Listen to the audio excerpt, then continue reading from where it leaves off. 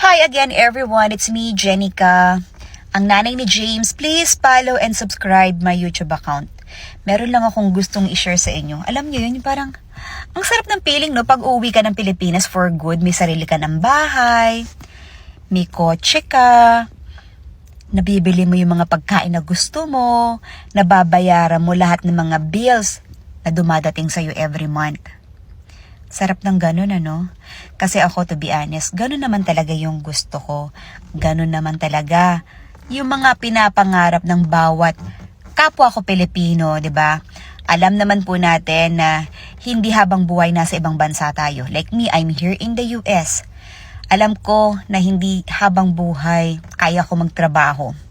Darating at darating yung time na manghihina ako. Kahit gusto pa ng isip ko magtrabaho pero hindi na kaya ng katawan ko. And especially yung trabaho ko, kababae kong tao, I do maintenance job. O diba?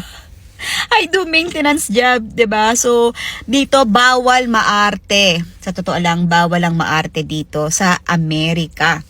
At kahit nasa ang sulok ka ng mundo, huwag ka nag-iinarte. Diba nga sabi nga nila, iayon mo ang itsura mo sa pag-iinarte mo. So, lalo na ako, may anak ako. So, there's no excuse for me to stop working. Kaya ako, habang nagtatrabaho ako dito sa Amerika, I do drop shipping business. Alam niyo po ba kung gaano kaganda ang drop shipping business?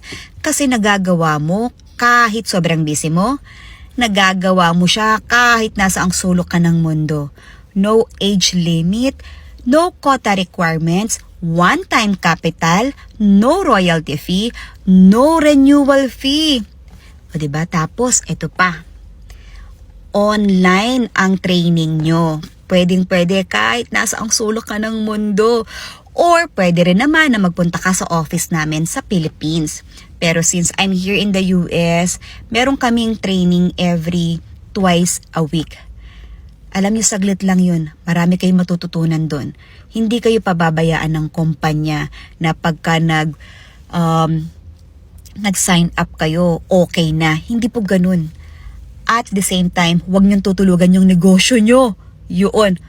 You have to be consistent. Wala pong negosyo na kumikita na ginawa mo ngayon tapos tinigil mo kinabukasan tapos sa susunod ka na lang gagawa. Wala pong ganun.